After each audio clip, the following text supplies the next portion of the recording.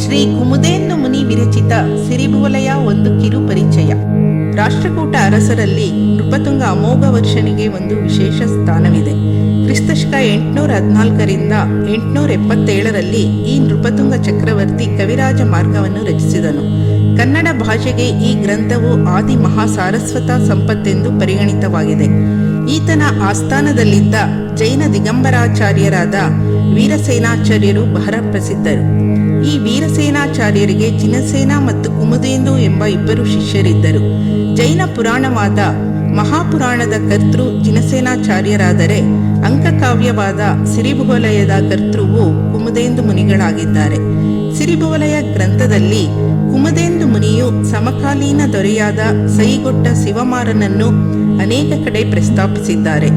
ಈಗಿನ ನಂದಿ ಬೆಟ್ಟದ ತಪ್ಪಲಿನಲ್ಲಿ 1500 ಜನ ಶಿಷ್ಯರನ್ನೊಡಗೂಡಿ ಕುಮುದೇನು ಮುನಿ ಇದ್ದನೆಂಬುದಕ್ಕೆ ಸಿರಿಭುವಲಯ ಗ್ರಂಥದಲ್ಲಿ ಅನೇಕ ಕಡೆ ಪ್ರಸ್ತಾಪವಿದೆ. ಈಗಿನ ಗಣಕಯಂತ್ರಗಳಲ್ಲಿ ಬಳಸಲಾಗುತ್ತಿರುವ ಅಂಕಾಕ್ಷರ ವಿಜ್ಞಾನವನ್ನು ಅಳವಡಿಸಿ ಕನ್ನಡಿಗನೇ ಆದ ಕುಮುದೇಂದು ಮುನಿ 8ನೇ ಶತಮಾನದಲ್ಲೇ ತನ್ನ ಸಿರಿಭುವಲಯ ಗ್ರಂಥವನ್ನ ಬರೆದಿದ್ದಾನೆ. ಈ ಗ್ರಂಥದಲ್ಲಿ ಅತಿ ಆಶ್ಚರ್ಯ ಮತ್ತು ಅದ್ಭುತವೆನ್ನುವ ಸಕಲ ಕಲೆಗಳನ್ನು, ಎಲ್ಲ ಸಾಹಿತ್ಯವನ್ನು 718 ಭಾಷೆಗಳಲ್ಲಿ 18,000 ಚಕ್ರಗಳಲ್ಲಿ 27x27 ಚಕ್ರಬಂಧದಲ್ಲಿ 64 ಕಲೆಗಳನ್ನು ಒಳಗೊಂಡ ಈ ಅಂಕಾಕ್ಷರ ವಿಜ್ಞಾನದಿಂದ ಸಿರಿಭುವಲಯ ಗ್ರಂಥದಲ್ಲಿ ಅಡಗಿಸಿ ಗ್ರಂಥವನ್ನು ಸರ್ವ ಭಾಷಾಮಯನ್ನಾಗಿಸಿ ಮಾಡಿದುದರಿಂದ ಈ ಗ್ರಂಥವು ಜಗತ್ತಿನ 8ನೇ ಅದ್ಭುತವೆಂದರೆ ಅತಿಶಯೋಕ್ತಿ ಏನಲ್ಲ.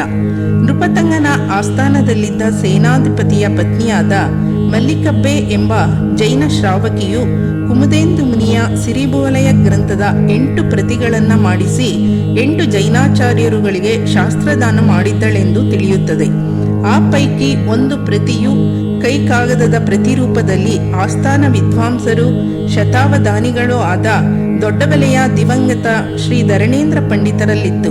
ತದನಂತರ ಅವರ ತಮ್ಮನ ಅಳಿಯಂದಿರಾದ ಪಂಡಿತ ದಿವಂಗತ ಯಲ್ಲಪ್ಪ ಶಾಸ್ತ್ರಿಗಳಿಗೆ ದೊರೆಯಿತು. ಆ ಗ್ರಂಥವನ್ನು 30 ವರ್ಷಗಳ ಪರಿಶ್ರಮದಿಂದ ಬೆಳಕಿಗೆ ತಂದರು. ಸಿರಿಭುವಲಯ ಗ್ರಂಥವು ಪ್ರಪಂಚದಲ್ಲೇ ಒಂದು ವಿಶಿಷ್ಟ ಗ್ರಂಥವಾಗಿದೆ. ಸಾಮಾನ್ಯವಾಗಿ ಪ್ರತಿಯೊಂದು ಗ್ರಂಥವು ಆಯಾ ಭಾಷೆಯ ಲಿಪಿ ಮಾಧ್ಯಮದಲ್ಲಿ ರಚಿತವಾಗಿರುತ್ತದೆ.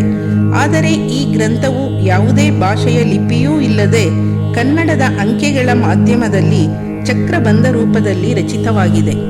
ಸಿರಿಭುವಲಯ ಗ್ರಂಥದಲ್ಲಿ ವೇದಾಂತ, ವೈದ್ಯ, ರಸಾಯನಶಾಸ್ತ್ರ, ಗಣಿತ, ಅಣುಶಾಸ್ತ್ರ, ಜ್ಯೋತಿಷ್ಯ, ಲೋಹವಿಜ್ಞಾನ, ಆಕಾಶಗಾಮಿನಿ, ಜಲಗಾಮಿನಿ ವಿದ್ಯೆಯು ಜೀವವಿಜ್ಞಾನವೇ ಮೊದಲಾದ ವಿಷಯಗಳು ಒಳಗೊಂಡಿವೆ ಎಂದು ಕವಿಯು ತಿಳಿಸಿದ್ದಾನೆ.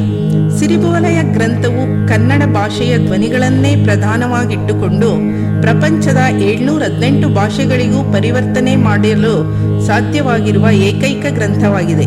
ಈ ಕಾರಣದಿಂದಲೇ ಈ ಗ್ರಂಥವನ್ನು ಸರ್ವ ಭಾಷಾಮಯಿ ಎಂದು ಕರೆಯಲಾಗಿದೆ.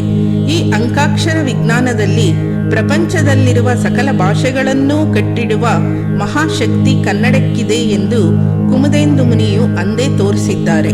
ಇಷ್ಟೆಲ್ಲ ಅದ್ಭುತಗಳಿಂದ ಕೂಡಿರುವಂತಹ ಇಂತಹ ಮಹಾನ್ ಕಾವ್ಯವನ್ನು, ಈ ಮೂಲ ಪ್ರತಿಯನ್ನು ಸಂರಕ್ಷಿಸಿದ್ದಂತಹ ಶ್ರೀ ಧರಣೇಂದ್ರ ಪಂಡಿತರ ಮೊಮ್ಮಗನಾದ ದಿವಂಗತ ಶ್ರೀ ಆದಿರಾಜಯ್ಯನವರ ಧರ್ಮಪತ್ನಿ ಶ್ರೀಮತಿ ಶಾರದಾ ದೇವಿಯವರು ಸಾಂಗತ್ಯ ರೂಪದಲ್ಲಿ ಹಾಡುವವರಿದ್ದಾರೆ. ಈ ಕಾವ್ಯವನ್ನು ಓದುವುದೇ ಒಂದು ಕಲೆಯಾಗಿದೆ. ಅಂತಹದರಲ್ಲಿ ಅದನ್ನು ಸಾಂಗತ್ಯ ರೂಪದಲ್ಲಿ ಸುಶ್ರಾವ್ಯವಾಗಿ ಎಲ್ಲಿಯೂ ಸಾಹಿತ್ಯಕ್ಕೆ ಲೋಪ ಬರದಂತೆ ಹಾಡುವ ಕಲೆಯನ್ನು ಶಾರದಾ ದೇವಿಯವರು ಮೈಗೂಡಿಸಿಕೊಂಡಿದ್ದಾರೆ. ಓಂಕಾರಂ ಬಿಂದು ಸಂಯುಕ್ತಂ ನಿತ್ಯಂ ಧ್ಯಾಯಂತಿ ಯೋಗಿನಃ ಕಾಮದಂ ಮೋಕ್ಷದಂ ಚೈವ ಓಂಕಾರಾಯ ನಮೋ ನಮಃ. ಮಂಗಲಂ ಭಗವಾನ್ ವೀರೋ ಮಂಗಲಂ ಗೌತಮೋ ಗಣಿ ಮಂಗಲಂ ಕುಂದ ಕುಂದಾದ್ಯೋ ಜೈನ ಧರ್ಮೋಸ್ತು ಮಂಗಲಂ ಜೈನ ಧರ್ಮೋಸ್ತು ಮಂಗಲಂ.